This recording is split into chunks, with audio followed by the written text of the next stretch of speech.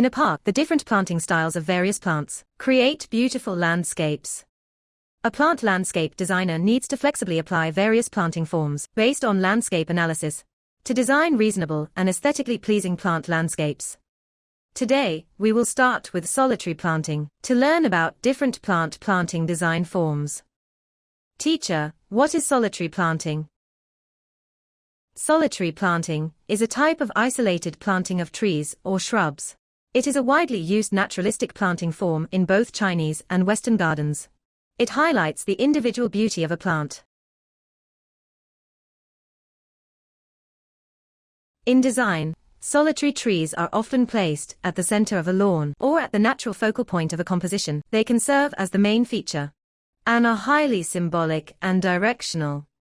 If the solitary tree is chosen and positioned appropriately, it can play a key role in enhancing the landscape.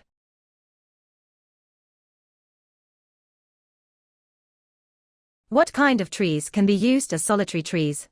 As the primary visual focus of the landscape, a solitary tree must have a unique and striking appearance.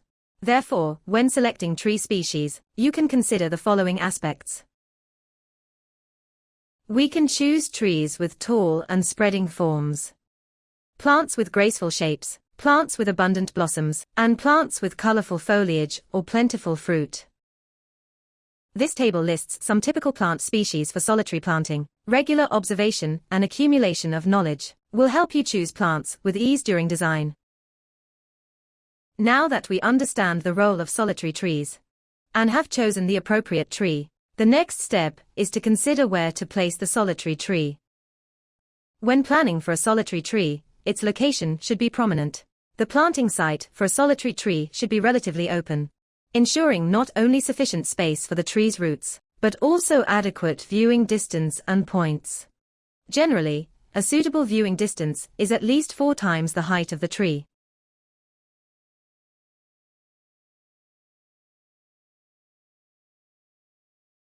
When considering the placement of a solitary tree, you can think about the following options. We can place them on an open, expansive lawn, by the open waterside, near a bridgehead, or at a natural bend in the garden path, at the focal point of a courtyard or square, and at the center of a flower bed or tree pit.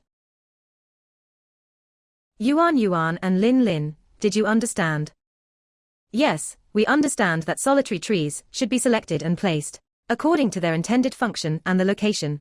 When selecting solitary trees, you can consider the tree's shape, flowers, leaves, and fruit.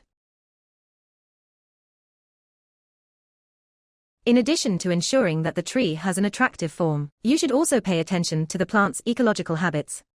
The types of plants suitable for solitary planting vary by region. For example, this photo shows a solitary ginkgo tree planted on a lawn in Lebanon, and a solitary banyan tree on a lawn in Guilin.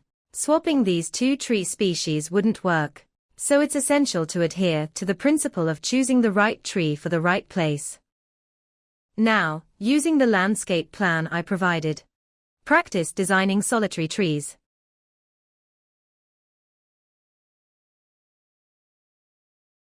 Teacher, I've chosen to plant a Japanese cherry blossom on this wooden platform. When it blooms in early spring, the whole tree will be covered in flowers. It'll be so romantic. Teacher, I've placed a ginkgo tree at the bridgehead. When the leaves turn yellow in the fall, it'll be beautiful. From your designs, I can see that you've grasped the key points of solitary planting. Both the wooden platform and the bridgehead are suitable locations for solitary trees. Yuan selected a tree from a flowering perspective, while Lin chose a tree for its autumn foliage. In addition to these, corners of pathways, waterside lawns, and the center of squares are also good locations for solitary trees.